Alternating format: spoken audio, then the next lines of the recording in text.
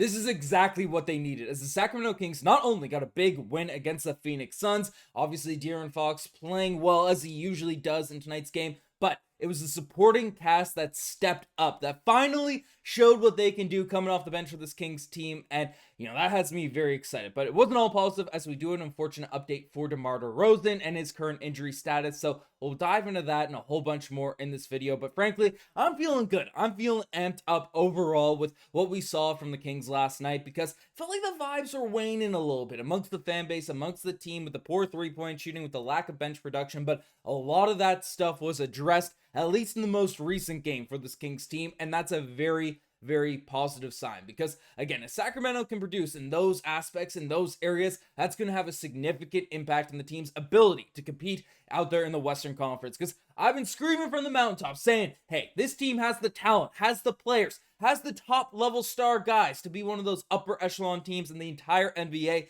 It's just these little things that need to be tweaked, need to be fixed to really allow Sacramento to get to the mountaintop. Get out there and make that push in the Western Conference. So we'll break it all down in this video. But before we do, folks, again, we are very, very close to 1,000 subscribers. Massive goal for the channel, and still over 83% of our viewers haven't hit the subscribe button just yet. So if you guys are a part of that 83% of our viewers that haven't hit the sub button, it's free. It's just down below. Click it so you don't miss a single thing that's happening with the Sacramento Kings team entering the rest of this season.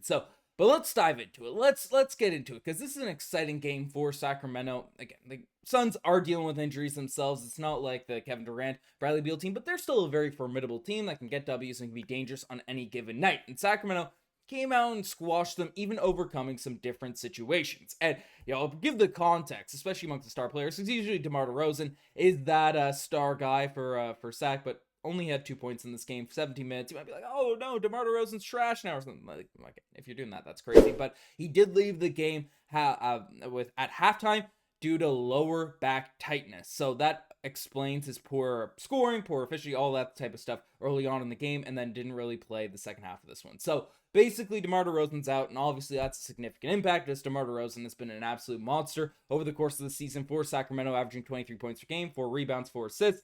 Hopefully he is good, healthy, and it's just sort of a precautionary thing where the Kings were getting a W in this one. So that's one thing to keep an eye on. We'll talk about that later in the video, but other than that, this is a very encouraging Kings win, a very encouraging Kings W, because looking at the stats, right, Sabonis only took 4 shots. He knocked down 3 threes, but didn't really need a ton of, scoring from him in this one to get the W. Had 11 points, 10 rebounds, 9 assists, 7 turnovers, which is a bit weird, but that is what it is, because the Kings still had a fluid offense. Got 127 points. Sabonis, I'm sure if he was needed a little bit more, would have been able to put up some more production. But De'Aaron Fox, really in the starting lineup, was the main guy for this team.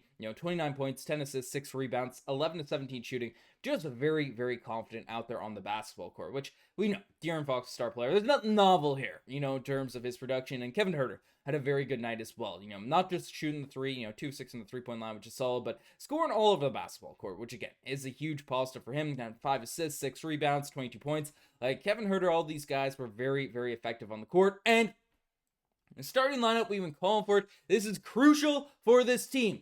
But Keegan Murray hitting 3-point shots makes this Kings roster, makes this Kings team look completely different. There's a whole nother dimension when Keegan Murray is knocking down his 3-point shots. You feel good about those threes going in. So him going 3 for 5 from the 3-point line today, 7-11 from the field, 17 points, 4 rebounds, 1 assist. Especially with all the development he's had in other aspects of his game, that's been a huge plus. So again, this stuff isn't super novel, right? We've seen Mike Brown, we've seen the entire coaching staff. Everyone knows the top 5, the top tier players out there in Sacramento are going to be able to produce, going to be able to do a lot of things on any given night. And the couple differences, the things that Kings needed was the 3-point shooting being better, right? Being improved. And essentially in this one, the Kings shot 54% from the 3-point line, and that's a far cry from where it was against the San Antonio Spurs, against the Toronto Raptors, where the Kings just weren't able to knock down a ton of 3-point looks. Tonight, 3-point shots fallen, absolutely dominant win over the Phoenix Suns. That's a positive there. Keegan Murray even addressed this, Trey Lyles addressed this, saying that the 3-point success tonight was Mike Brown letting the team shoot around more before the game. And if this is true, if this is not some coy comment out there from Trey Lyles, I mean, Mike Brown, you gotta let this team have a 40-hour shoot.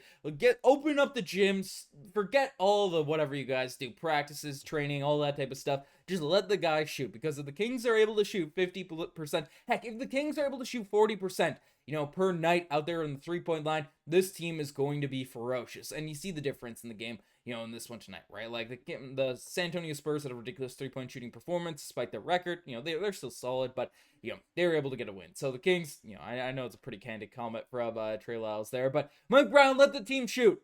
Let the team shoot those 3-point shots, get those reps up, so they're able to have games like this consistently. But obviously that's a big headed. But speaking of Trey Lyles, right? Because again, the 3-point shooting and bench has been the crucial sort of thing regarding the Sacramento Kings roster, Sacramento Kings team, for this kind of stretch of games. And frankly, the bench stepped up, man. The bench stepped up in this one. And basically, speaking of Trey Lyles, he's finally looking in better shape. Obviously dealt with some injuries coming into training camp, the preseason and stuff there, but had 13 points, 5 rebounds, 3 assists, knocking down his 3-point shot, and just looked more fluid, more energetic. And obviously at that backup big man position, Trey Lyles is in the center, but is a forward. They need some more forward depth. It's just a reality of this Kings roster construction, and the fact Trey Lyles, able to knock down the 3, able to sort of come out, get some boards, do some things out there on both ends of the floor, right? That's a huge positive. And I came into the season saying I'm a big Trey Lyles fan, right? Had a big sort of Olympics for Team Canada. Usually that's something that motivates you. It changes your game, changes your perspective,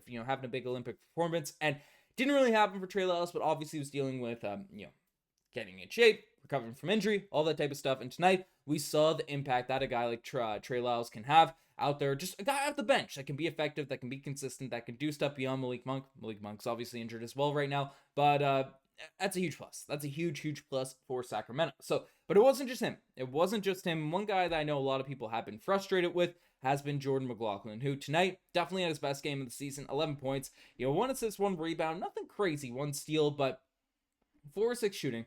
Got to the rim really, really well. Knocked down knocked down a 3-point shot, right? 2 free throws.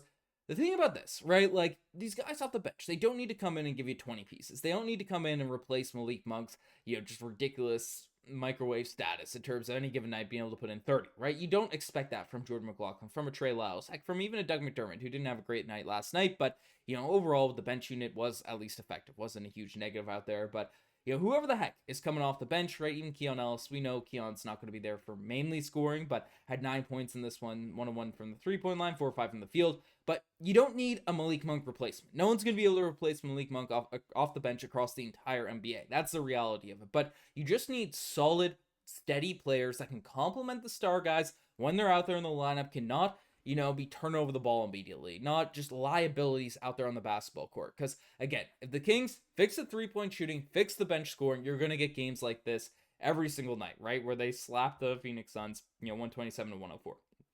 That's the reality of everything that went on. And, obviously they waved off a storm from Josh Okogie, from different guys out there on the Suns. Devin Booker were able to score some buckets, but I don't know.